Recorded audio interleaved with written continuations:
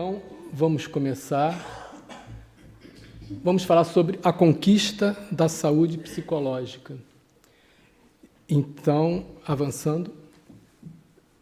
Essa apresentação ela é baseada em uma série de videoaulas que aconteceram na Mansão do Caminho, sobre uma coleção de livros que Joana de Ângeles ditou ao Divaldo. São 16 volumes e foram ditados entre os anos de 1989 e 2011. Avança, Luiz, por favor. O primeiro livro hoje não, ano que vem vai fazer 30 anos que foi editado.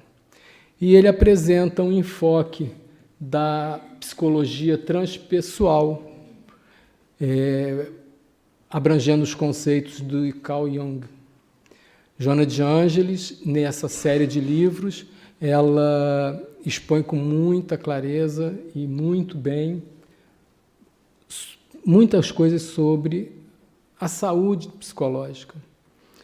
Ela leva-nos a compreender os variados e intrigantes temas da existência humana e, claro, baseado na doutrina espírita. Então, no próximo slide, nós vamos ver que são os 16 volumes. Alguns dizem que são 17 porque apresentam esse aqui separados, momentos de saúde e momentos de consciência separados. Então, nós vamos ver adiante que a saúde, a psicologia, ela vem do grego, o termo psicologia, né, Luiz? Ela vem do grego e significa alma. Então, nós poderíamos dizer que a saúde psicológica, ela é a saúde da alma. Luiz. E saúde da alma, nós podemos falar como saúde espiritual.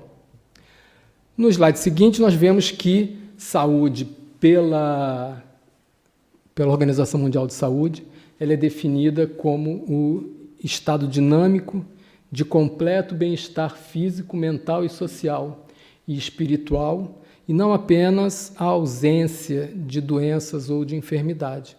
Então, nós percebemos que a Organização Mundial de Saúde, já em 1998, ela estabelece a saúde espiritual como um componente da saúde do ser humano.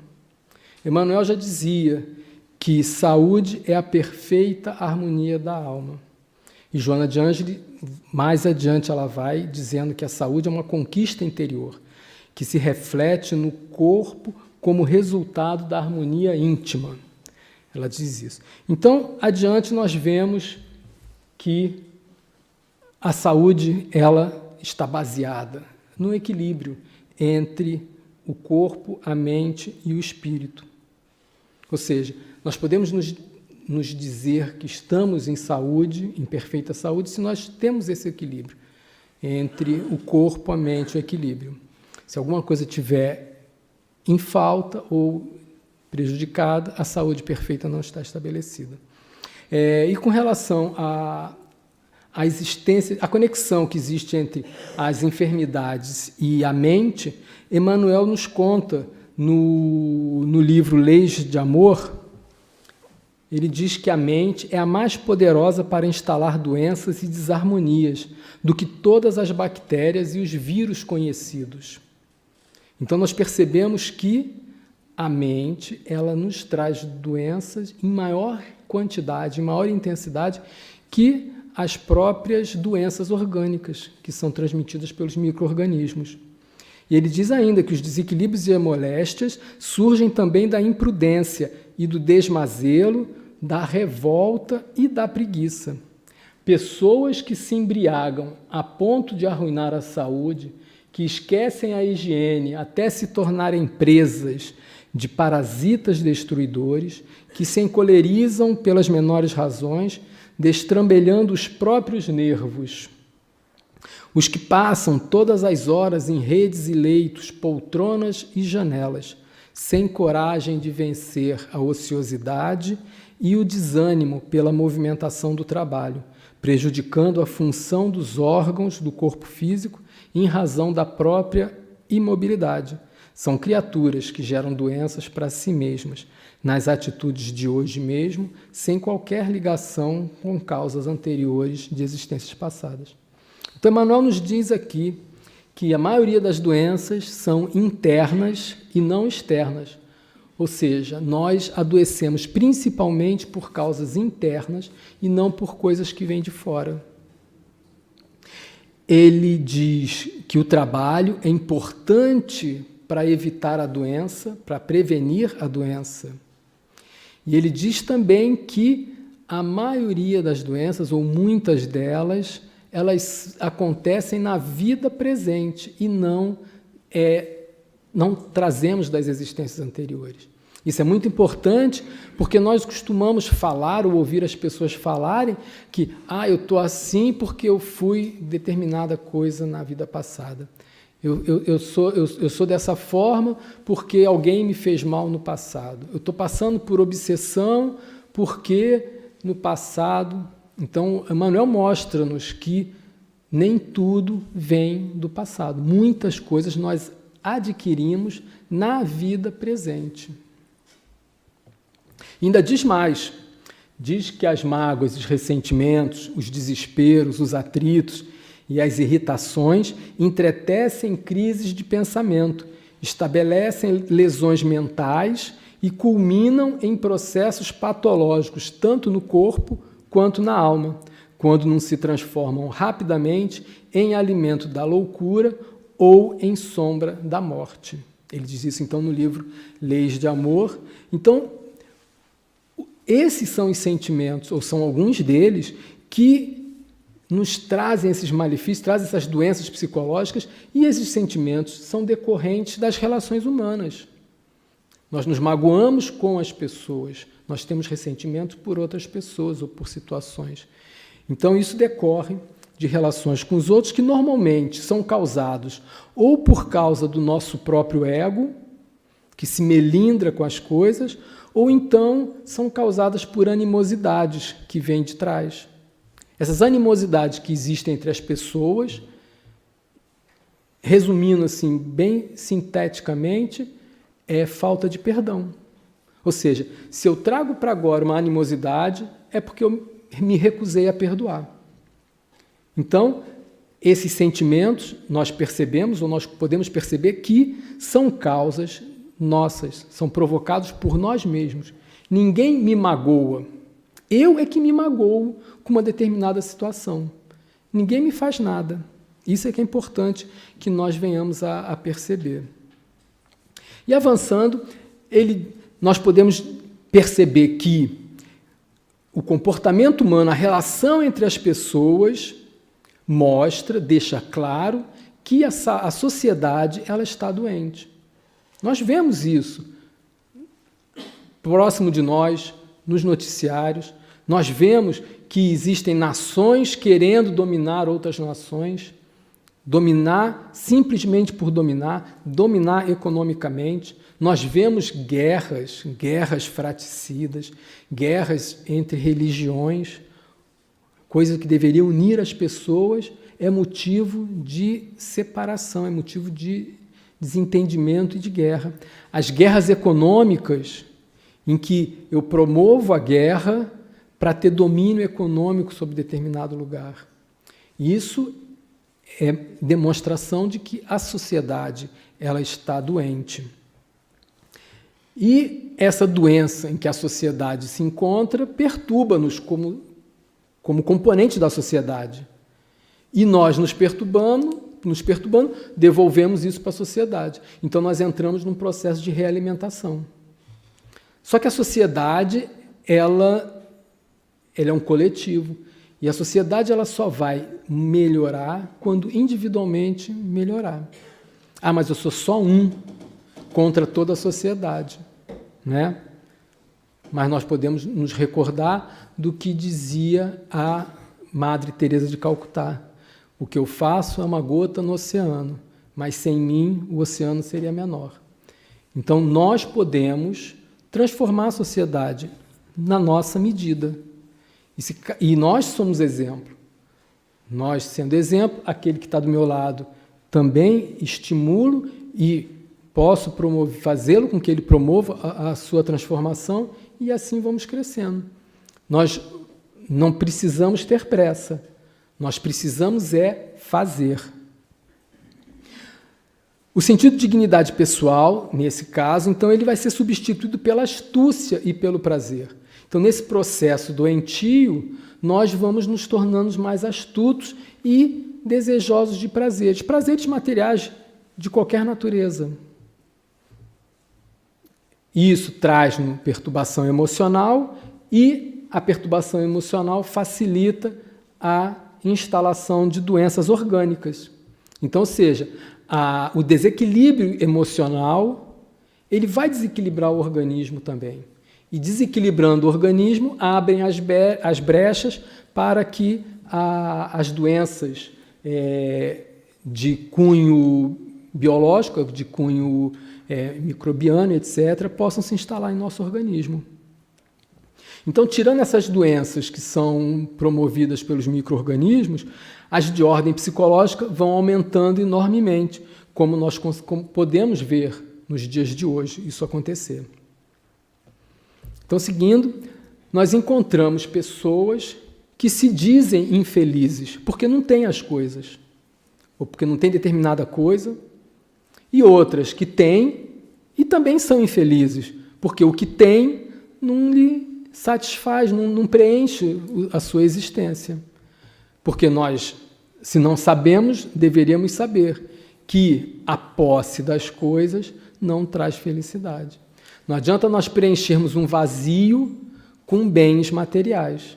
Eu não consigo colocar o bem material dentro de mim, certo? Então o vazio existencial não pode ser preenchido pela posse, pela aquisição de coisas. Esse sofrimento em prolongamento, ele permite-nos, em contrapartida, que nós possamos nos aprofundar, transformando os valores, adquirindo valores sobre as outras coisas que são importantes na vida. E aí, então, nosso campo de compreensão vai se transformando, vai se ampliando e o equilíbrio pode se restabelecer. Essa alteração do campo de compreensão nada mais é quando o nosso eu interno começa a falar e nós vamos ouvindo, vamos dando ouvido ao eu interior, o que Jung chama de self. Agora, isso só acontece após uma longa luta que nós temos que travar conosco mesmo. Porque não adianta nós querermos assim de pronto nos restabelecer. Existe muito esforço da nossa parte. Então a saúde psicológica, ela vem da autoconsciência, da libertação íntima e da visão correta que se deve manter a respeito da vida, das suas necessidades éticas, emocionais e humanas. Seguindo, então, a Joana de Ângeles, no livro Vitória sobre a Depressão, capítulo 18, ela diz que o despertar da consciência, saindo da obscuridade, do amálgama do coletivo, para a Desculpa lá, eu avancei demais. Ela diz que ninguém atravessa os caminhos humanos isento de sofrimento. Então, esse sofrimento que nós passamos é inerente da evolução, porque nós estamos na Terra para extinguir tudo isso. Faz parte da nossa própria constituição orgânica, em face do desgaste a que está sujeita, dos conflitos psicológicos resultados das vivências passadas, das contaminações que produzem enfermidades e das injunções defluentes da vida na Terra. O nosso corpo é finito, ele sofre um desgaste natural. À medida que nós vamos avançando na idade, o nosso corpo vai se deteriorando. Isso é natural. Por mais que nós venhamos a tomar cuidado com a saúde, prática de esporte que seja, nós podemos minorar os efeitos, podemos retardar, mas que o corpo vai se degradar, isso é infalível. Se nós vivermos o suficiente, se nós hoje pudéssemos viver 150, 200 anos, nós provavelmente iríamos desencarnar por falência dos órgãos, porque o organismo vai se deteriorando. Então, é natural isso. O desgaste sempre acontece. Então, os conflitos psicológicos, eles acontecem pela forma como nós encaramos a vida. Como a saúde ela pode prejudicar o nosso organismo. A pluralidade das existências, ou seja, o fato de nós reencarnarmos e reencarnarmos, faz-nos produzir hábitos, nós vamos criando hábitos vida a vida, pela forma como nós encaramos a nossa vida, pelas coisas que cada um passa, pelas experiências de cada um. E isso forma o arcabouço psicológico de cada um. Ou seja, as experiências que cada um vivencia constrói nele um arcabouço psicológico, mais ou menos sadio, dependendo da forma como a pessoa vai reagindo.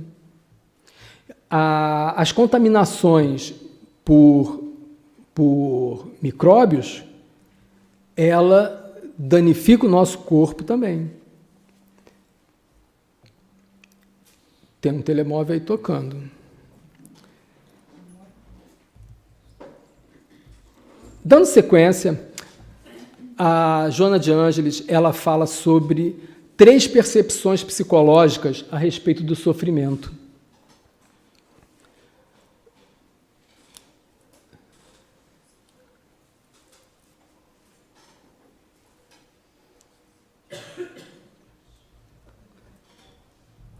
Treze, Luiz. Volta. Isso. Ela fala sobre 3 percepções psicológicas a respeito do sofrimento. Essa é a primeira. Ela diz no livro Plenitude, capítulo 2, que as tensões físicas, mentais e emocionais, elas também são responsáveis por doenças. E ela chama sofrimento que gera sofrimento. O que ela quer dizer com isso? O sofrimento pelo qual nós nos envolvemos, ele gera mais sofrimento. Por exemplo, eu estou sofrendo de dores de cabeça. Isso vai me provocar outros sofrimentos, mau humor, vou tratar mal as pessoas. As doenças de longo prazo pela qual nós passamos, ela mina a nossa resistência, mina a nossa fé. Então, existe o sofrimento que gera sofrimento. Nós precisamos verificar como é que nós atuamos na vida, com relação às dores pelas quais nós passamos. Temos que prestar atenção às nossas dores. Quando a dor é constante, ela é sinal de que alguma coisa existe em que eu deva me preocupar. Porque a dor está persistente e eu tenho que atacar em determinado ponto.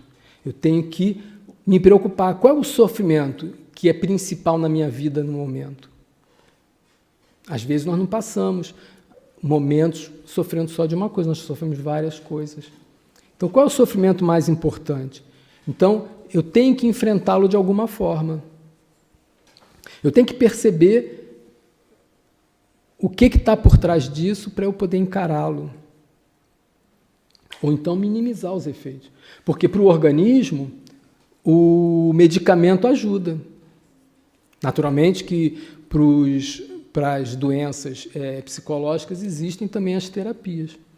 Mas nós é que temos que... O terapeuta ele nos ajuda a encontrar a solução. Na segunda causa, a segunda percepção do sofrimento, ela fala... Avança, Luiz. A maioria dos sofrimentos decorre da forma incorreta como a vida é encarada. Na sua transitoriedade, os valores reais transcendem no aspecto e a motivação que geram prazer. Esse é o sofrimento da impermanência das coisas terrenas. Nós temos o hábito da posse, que é meu, isso é meu irmão, meu pai, minhas coisas. Nós já falamos aqui em uma palestra anterior sobre a impermanência das coisas terrenas. Nós temos sofrimento, nós passamos por sofrimento para adquirir determinada coisa. Depois sofremos mais para manter essa coisa. E aí eu já adquiri determinada coisa, agora eu quero ter outra. Nós observamos as pessoas querendo sempre o último telemóvel que saiu. Então eu estou sofrendo para comprar, para ter. Por que isso? Nós temos que parar para pensar. Por que eu sou assim? Por que eu quero ter? Por que eu não me preocupo em ser? O que está por trás? O que eu tenho de insatisfação interna para querer compensar nisso? Todos nós vamos dizer assim, não, mas eu não sou assim, exagerado. Claro, existem os diversos níveis, né? Eu sou completamente desligado dos bens materiais. Nós temos que ter essa consciência. E não é para dizer para os outros, é para nós próprios, porque não importa os outros. Meu pai, meu irmão, eles não são meus, eles são meus irmãos. Eles estão nesta vida com esta função. Então, ele está meu pai, ela está minha esposa, ela não é minha esposa. Nós temos que mudar o nosso paradigma, a forma como nós nos referimos às coisas. A própria ligação entre as pessoas. As pessoas desencarnam, elas não vão ficar do meu lado para sempre. Nós temos que ter essa percepção que as pessoas vão. No futuro nós vamos nos encontrar, nós temos que ter essa certeza. No Evangelho segundo o Espiritismo, Pascal fala sobre a verdadeira propriedade. Ele diz que eu só tenho efetivamente meu o que eu posso levar desse mundo. E o que eu posso levar desse mundo? O conhecimento que eu adquiro e os sentimentos que eu vou nutrir. E esses sentimentos podem ser tanto bons como maus.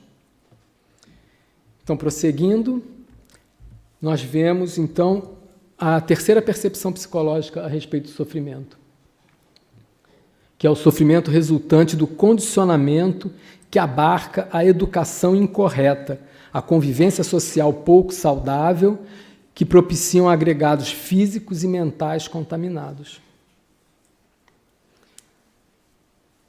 A educação que nós recebemos quando criança, dos nossos pais, elas são de acordo com a vivência deles, com a experiência deles, não é verdade? Ou seja, os problemas pelos quais os nossos pais passaram na vida, as suas aspirações, os seus medos, eles vão transferir para nós. Então, nós somos suscetíveis a esse tipo de educação. Nós sabemos que a criança, ela até os 7 anos, ela tem a possibilidade de ser moldada. Depois dos 7 anos, ela adquire a maturidade psicológica e nós não conseguimos mais transformá-la. Então, nós temos que pensar o que os nossos pais têm que transferiram para nós. E, por outro lado, nós, como pais, o que nós estamos transmitindo como valores para os nossos filhos? Quais são os meus traumas que eu passo para o meu filho? Quais são os meus medos que eu passo para o meu filho? Então, isso tudo faz postergar o processo de cura. Outra coisa também que temos que levar em consideração é a educação pela qual nós passamos nas vidas anteriores. Ou seja, a forma como eu desencarnei na última existência, o meu arcabouço psicológico, quando eu desencarnei, ele permanece latente dentro de mim quando eu reencarno. Que também é fator de postergação. A forma como, os valores que eu dou para as coisas. Nós vemos que tem gente que só se preocupa com os prazeres materiais, em geral. Os vícios morais que nós temos, Então, tudo isso gera problema psicológico, gera sofrimento. Dando sequência, então, a Joana de Ângeles, no livro Plenitude, ela diz que na busca incessante do prazer, é na 16, Luiz, menos uma. Na busca incessante do prazer, o homem transfere-se exteriormente de uma para outra sensação, sem dar-se conta de que o desequilíbrio gerador da ansiedade é responsável pelo sofrimento que o aturde, ameaçando-o de desespero cruel. Então, nessa situação, o que nós fazemos? Nós vamos pulando de sensação para sensação. Ora estamos buscando uma sensação, ora estamos buscando outra, e vamos assim, pulando de uma para outra e sem perceber que o causador é a ansiedade. A ansiedade é que leva a isso. O que é a ansiedade? A ansiedade é o que nos tira do momento presente e leva-nos para o futuro. Então, nós observamos as pessoas que estão num determinado sítio, fazendo determinada coisa, mas não estão vivendo aquele momento. Elas estão pensando no que vão fazer depois. Elas estão pensando nos compromissos que vão à frente, no que tem que resolver depois, e quando chega lá, já começa a se preocupar com o que está à frente ainda. Ou seja, ninguém vive o momento presente. Isso é ansiedade. É se preocupar, é ficar sempre vivendo no futuro. Existe um antropólogo, ele chama-se Professor Marins, ele é um brasileiro e ele faz palestras motivacionais. Ele fala sobre o que é viver. Ele fala que viver é concentrar toda a inteligência e toda a vontade para fazer o que é essencial no momento presente. Porque eu só sou vivo, efetivamente, no momento presente. Há um segundo atrás eu já não existo mais. O que aconteceu de um segundo atrás para trás faz parte de uma ciência chamada história. O que vem a acontecer daqui a um segundo para o futuro não é meu ainda. Eu posso não viver quando chegar lá. Então, o que acontece de um segundo para frente faz parte de uma outra ciência, que é a prospecção. Nós só somos vivos nesse momento. Nós temos que prestar atenção. Eu estou vivendo esse momento? Por isso que é bom, as pessoas recomendam as meditações. Meditação leva-nos o quê? A parar de pensar, a concentrar o momento presente. Então, o próximo evento que vai ter aqui, que vai acontecer lá em Sandelvas, vai ser bom para nós fazermos a meditação.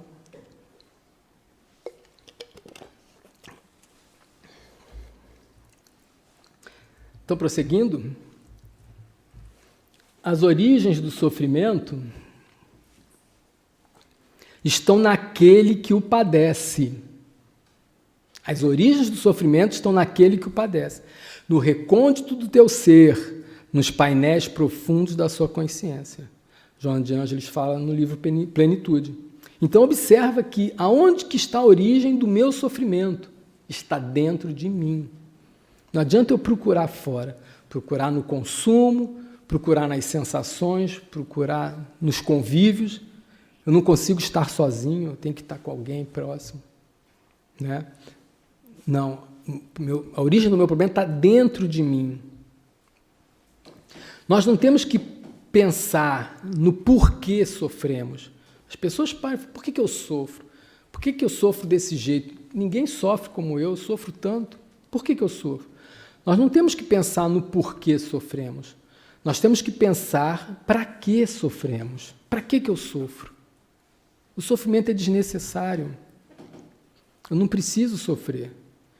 Se eu tenho a consciência de que o sofrimento está dentro de mim, eu posso adquirir ferramentas para me libertar do sofrimento. Eu tenho a consciência que ninguém é responsável pelo meu sofrimento. Então fica mais fácil para eu buscar, para eu ir procurar, para encontrar a solução. Então nós vamos analisar se esse sofrimento não tem causa presente, Então é porque ele está nas nossas andanças do passado. A terapia, como já falei, elas auxiliam naturalmente, elas ajudam para direcionar a busca, somente isso. Agora, a solução é dada por nós mesmos. Já no livro Jesus e o Evangelho, à luz da psicologia profunda, a Joana de Ângeles fala que os seres humanos transitam no seu processo evolutivo invariavelmente crucificados aos problemas que elaboraram para eles mesmos, experimentando dores e amarguras graves de que somente se libertarão quando resolverem pela transformação interior, adotando comportamentos saudáveis. Então, ela nos mostra que nós passamos no nosso processo evolutivo por problemas que nós próprios elaboramos. Isso é fundamental. E a psicologia espírita aumenta essa visão, porque ela nos mostra, ela nos diz que o nosso sofrimento não reside somente nessa existência. Ele vem também de existências passadas, para nós encontrarmos a solução lá atrás. Então, essa observação ela vai ocorrer quando a vida nos traz essa oportunidade. É aquele sofrimento permanente, por exemplo. Então, a vida sempre nos coloca diante de situações em que nós temos a oportunidade de observar isso. Através das dores, através dos conflitos internos, das guerras, aquela guerra interna que nós passamos, é o despertar do Deus interno, como diz Joana. Ele está adormecido e é somente através dessas guerras que ele pode acordar, pode despertar. E por que nós deixamos esse Deus adormecido? É o nosso ego. O ego é como se fosse uma outra pessoa que está aqui do meu lado. É o ego que quer parecer ser bonito, quer esconder as suas deficiências. Então o ego quer pintar um quadro e ele tenta esconder esses sofrimentos. Nós temos é que derrubar o ego. Avançando, então, a Joana diz no livro Autodescobrimento, uma busca interior, ela diz que o despertar da consciência, saindo da obscuridade, do amálgama do coletivo para a individuação, é acompanhado pelo sofrimento, qual o parto que proporciona o desabrochar da vida, porém, sob o guante ainda inevitável da dor. Então ela faz uma comparação muito interessante, pelo menos para as mulheres, sobre esse processo. Ela compara com o parto, porque nós passamos pela dor do parto, mas nós estamos trazendo uma nova vida. Então, o que é melhor para nós? Concentrarmos a nossa atenção no sofrimento ou concentrarmos a nossa atenção na vida que vai surgir, na vida que vai nascer? Tudo depende de ótica. Nós focamos principalmente no sofrimento, ou seja, na dor. Eu estou preocupado com a dor que eu estou sofrendo, então eu fico tomando remédio para dor de cabeça. A dor de cabeça passa, mas o que causa dor de cabeça não resolve. Então nós temos que focar na solução e não na dor. A Hermance Dufour, ela fala sobre o processo de individuação como sendo o processo paulatino de expressar a nossa singularidade, isto é, a marca de Deus que existe dentro de nós. O ato de talhar a individualidade, aquele ser distinto e único que existe latente dentro de nós, ou seja, a nossa identidade verdadeira. Então, ela diz que nesse processo de individuação, existem perguntas como, por exemplo, certo e errado, elas devem ser substituídas por outras perguntas. O conceito de certo e errado, nós sabemos que ele é variável com o tempo. Existiam coisas que foram erradas e agora já não são mais. O conceito de certo e errado ele vai muito da moral da sociedade, por exemplo.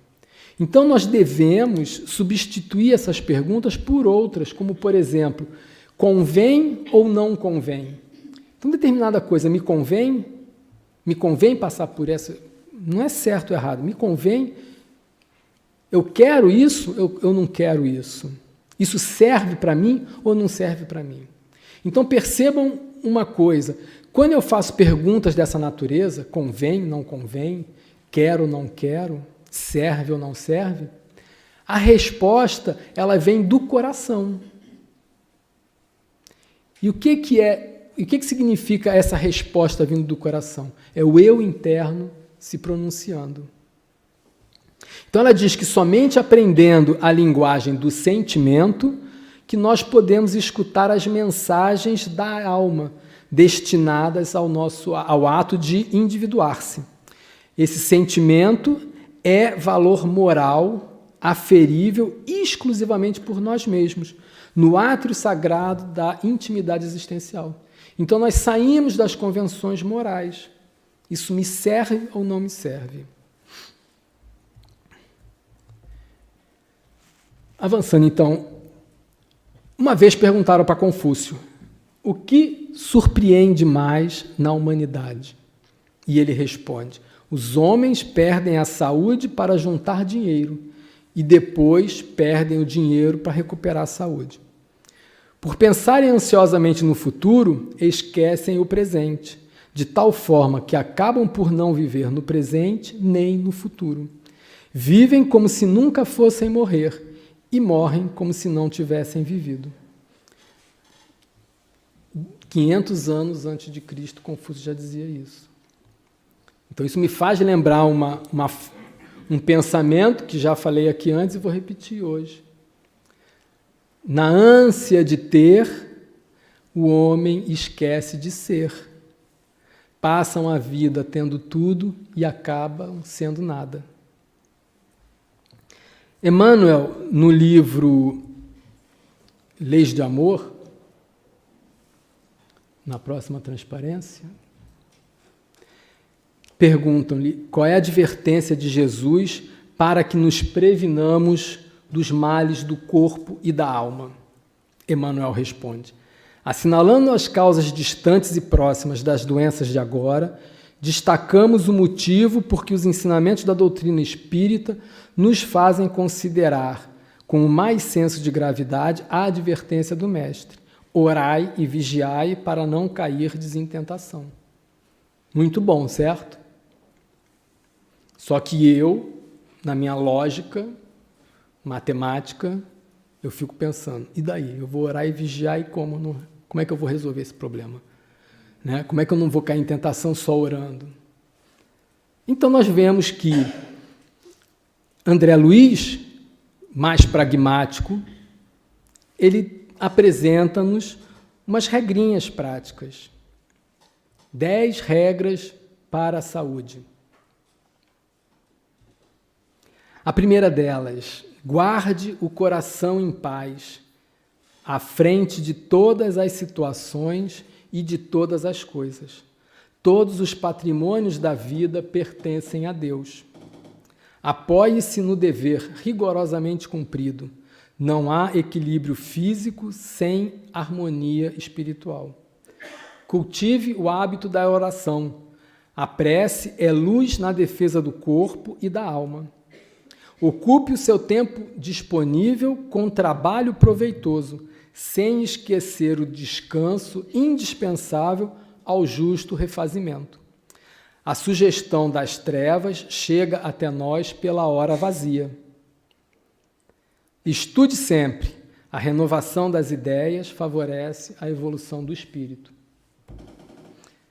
Evite a cólera. Enraivecer-se é animalizar-se, caindo nas sombras de baixo nível. Fuja a maledicência. O lodo agitado atinge a quem o revolve. Sempre que possível, respire a longos haustos e não ouvide o banho diário, ainda que ligeiro. O ar puro é precioso alimento e o banho revigora energias. Coma pouco, A criatura sensata come para viver, enquanto a criatura imprudente vive para comer. Essa eu gosto. Use a paciência e o perdão infatigavelmente. Todos nós temos sido cuidadosamente tolerados pela bondade divina, milhões de vezes, e conservar o coração no vinagre da intolerância é provocar queda na morte inútil. Então, André Luiz disse isso pelas mãos de Chico Xavier no livro Aulas da Vida. Essas 10 regrinhas, elas não compreendem tudo que nós podemos fazer, mas fica muito mais fácil do que vigiar e orar, não é verdade? Para nós seguirmos. Já é um bom caminho, um bom começo. Então, com essas regrinhas, eu peço que Jesus nos auxilie a nós desenvolvermos em nós próprios a coragem de entrarmos em contato com o nosso eu e escutar-lhes os ensinamentos, os conselhos que o nosso eu nos dá, que vai nos afastar dos ditames da superficialidade que o ego nos impõe. Que Jesus nos abençoe a todos.